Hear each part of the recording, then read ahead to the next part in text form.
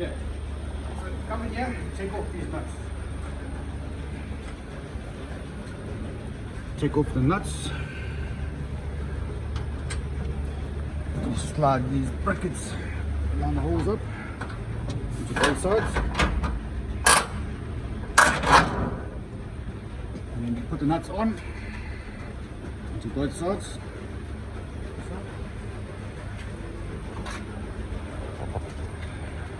And with a 13 spinner, you tighten it up. Okay? Come to this side. You take this hose and connect it into here. Nice and tight. All the way in. You take this clamp,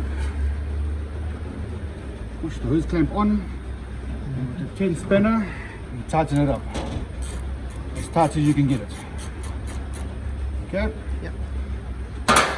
You take your garden hose fittings, connect it up to there.